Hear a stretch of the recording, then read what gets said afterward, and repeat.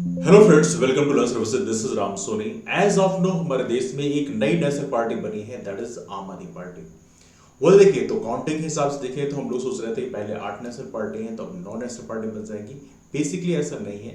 3 पार्टियां ऐसी हैं जिसका नेशनल पार्टी का स्टेटस छिन चुका है, जिसमें 3 पार्टी कौन कौन सी है? नेशनल कांग्रेस पार्टी शरद पवार की, तृणमूल कांग्रेस ममता दीदी वाली, और कम्युनिस्ट पार्टी ऑफ इंडिया।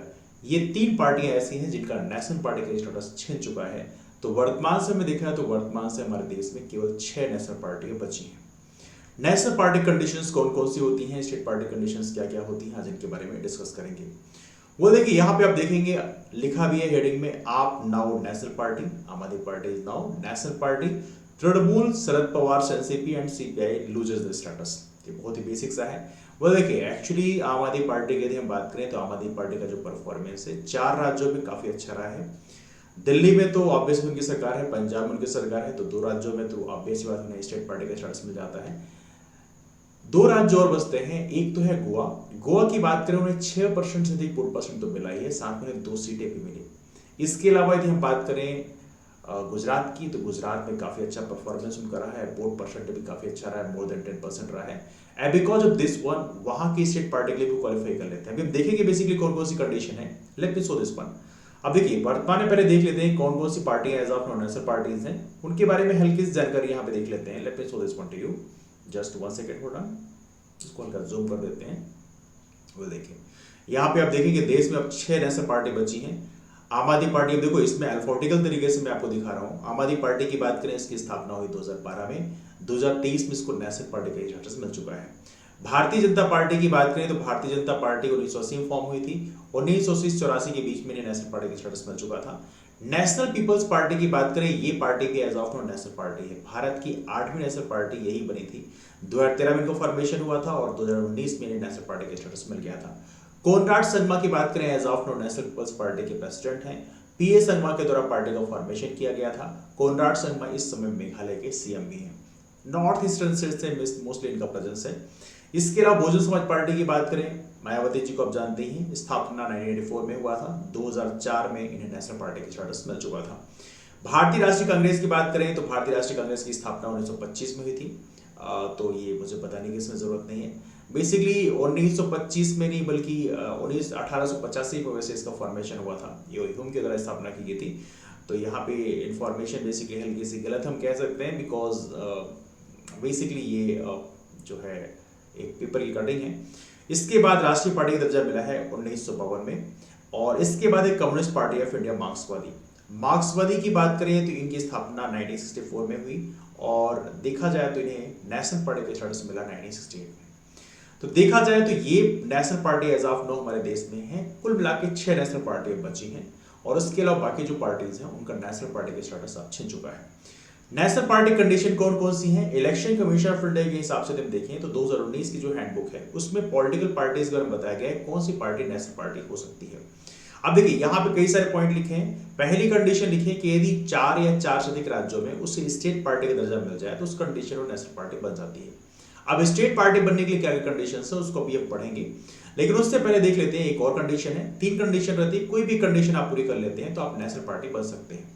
दूसरी कंडीशन यहाँ पे क्या बोलते हैं कि यदि आपको 6% वोट मिलते हैं किसी भी लोकसभा विधानसभा चुनाव में, और उसके साथ में आपको यदि 4 मेंबर ऑफ पार्लियामेंट और मिलते हैं, मतलब 6% वोट मिले 4 राज्यों में, और उसके साथ साथ आपको 4 लोकसभा की सीटें मिल जाएं, तो उस कंडीशन में आपको नेशनल पार्टी का स्टेटस मिल जाता है। इसके बाद तीसरी कंडीशन यहाँ पर ये भी पूरी आप नहीं कर पाते तो तीसरी कंडीशन है कि यदि आपको पूरे देश में 543 लोकसभा सीटें एज ऑफ नाउ है जहां पर चुनाव हो सकते हैं, उनकी 2% सीटें आपको मिल जाएं, मतलब 543 के 2% कितना हुआ, राउंड ऑफ 11 सीट हो जाती है।